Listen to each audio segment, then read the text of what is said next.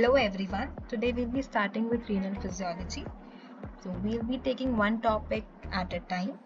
The core book that we would refer would be Guyton, and along with that we would also solve the questions that are usually asked in the universities. For example, like the give physiological basis ones or write answers in brief at the end of each topic. We'll correlate Guyton along with the notes and then we'll study. So now coming to the topic, that is the renal physiology. So in the renal physiology, I think the basis of renal physiology is the formation of urine. And urine is formed through filtration. The first step of formation of urine is filtration of plasma at the level of glomerulus. The rate at which the plasma filters from the glomerulus and enters the tubules is the GFR, that stands for glomerular filtration rate. The value of GFR is 125 milliliter per minute or 180 liter per day. So now coming to Guyton, the first step in the urine formation is filtration of fluid to the glomerular capillaries into the Bowman's capsule, and it is almost 180 liters per day.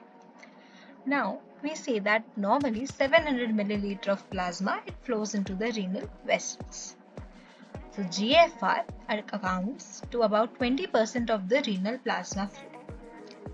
Now this of 20% is also known as the filtration fraction. So how did this 20% come from? It came from GFR upon renal plasma flow, which is 125 milliliter per minute upon 700 milliliters.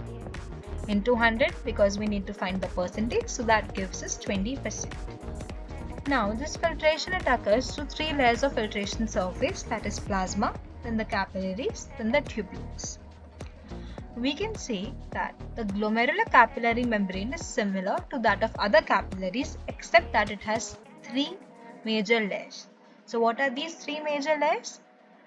The endothelial layer, that is the capillary endothelium, then a basement membrane, then podocytes. So see, it is written in the Guyton also. The endothelium of the capillary, basement membrane, a layer of epithelial cells surrounding the outer surface of the capillary basement membrane. Now we say that these are the endothelial cells. Now between the endothelial cells there are some spaces which we call them as fenestrations. The size of the one fenestration is 50 nanometer. We also say that these are the podocytes. The spaces between two podocytes is the slit diaphragms. And this is the foot process of the podocyte. The slit diaphragm, it accounts about 25 nanometer. Now coming to the layers again. So all the layers are negatively charged. They're negatively charged because of something. So what is that something? So in capillary endothelium we have glycocalyx that makes it negatively charged. In basement membrane we have collagen and glycoproteins that makes it negatively charged, and in podocytes we have negatively charged proteins in the slit diaphragms. See? Surrounding the endothelium is the basement membrane, which consists of a meshwork of collagen and proteoglycan fibrillae. The basement membrane greatly hinders filtration of plasma proteins, partly because of strong negative electrical charges associated with proteoglycans. Now coming to this table. The substances that will cross the membrane depends upon size of the substance and charge of the substance.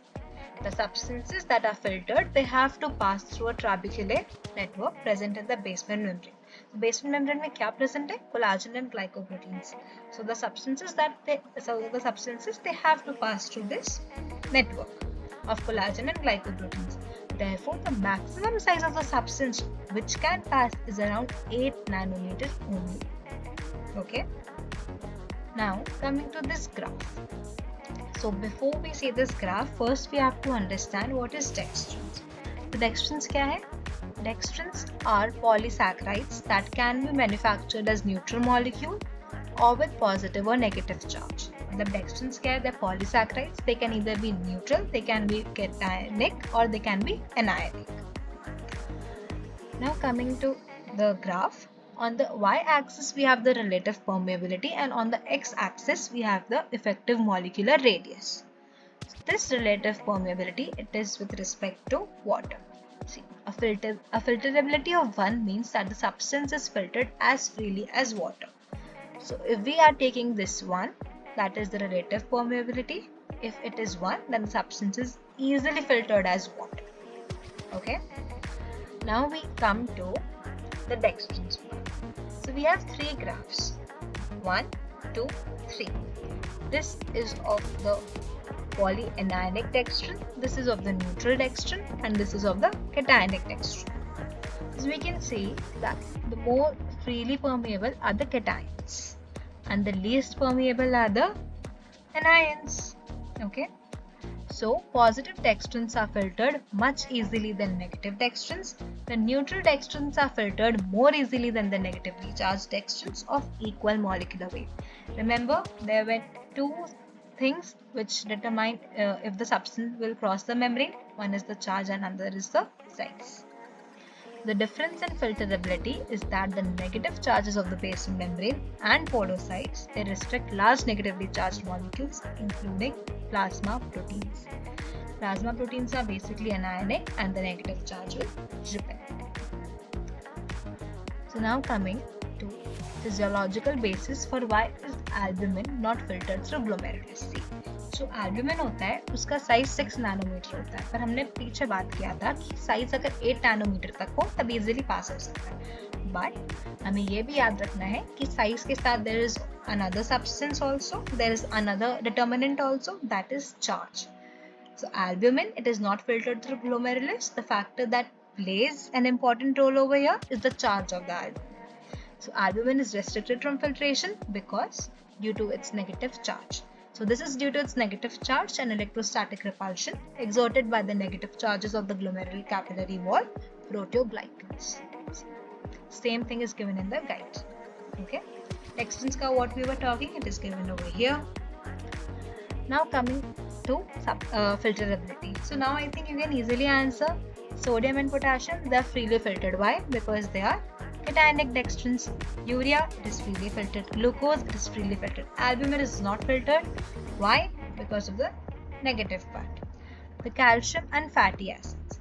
So calcium and fatty acids, they are partly filtered. Okay. Why? The reason lies over here only. See, calcium and fatty acids are not freely filtered because they are partially bound to the plasma proteins. Okay. The part of calcium is bound to plasma protein and fatty acids, it is completely bound to the plasma protein. Myoglobin is partially filtered, it is 0.75. So what does a filterability of 0.75 mean? It means that the substance is filtered only 75% as rapidly as water. Now, myoglobin, it is partly filtered, we have discussed. Inulin is freely filtered and over here was water, it is also freely filtered. Now coming to another question. See this same thing is given over here. Now coming to another question, that is physiological basis for albuminuria in renal disorders. Okay, so what is albuminuria? Albuminuria is when albumin is present in urine. Normally albumin is restricted from filtration because of the negative charge concept. But in minimal change nephropathy, albumin can come in urine and lead to a condition of albuminuria or proteinuria. So in minimal change nephropathy, what happens? The glomeruli, it becomes more permeable to plasma proteins. Okay. So the causes of this is not clear. Okay, it is unclear, but it may be partly related to an immunological response and abnormal T cell secretion of the cytokines that injure the podocytes and increase their permeability to some of the lower molecular weight proteins like albumin. Basically होता क्या है कि body में immunological response होते हैं, अब उसके वजह से जो टी सेल्स होता है वो साइटोकाइंस को abnormally secrete करता रहता है. अब अगर साइटोकाइंस abnormally secrete हुए, so the podocytes it will get injured. और अगर podocytes injured हो गए, filtration सही से नहीं होगा.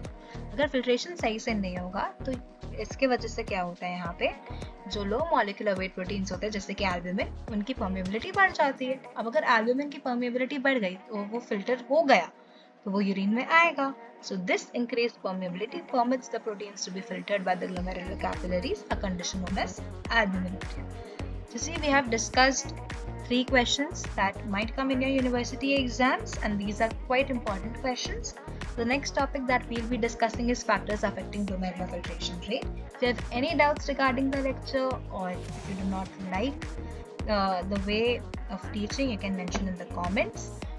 And if you want the notes, you can mention again in the comments. I'll send you the link. So thank you. Have a good day.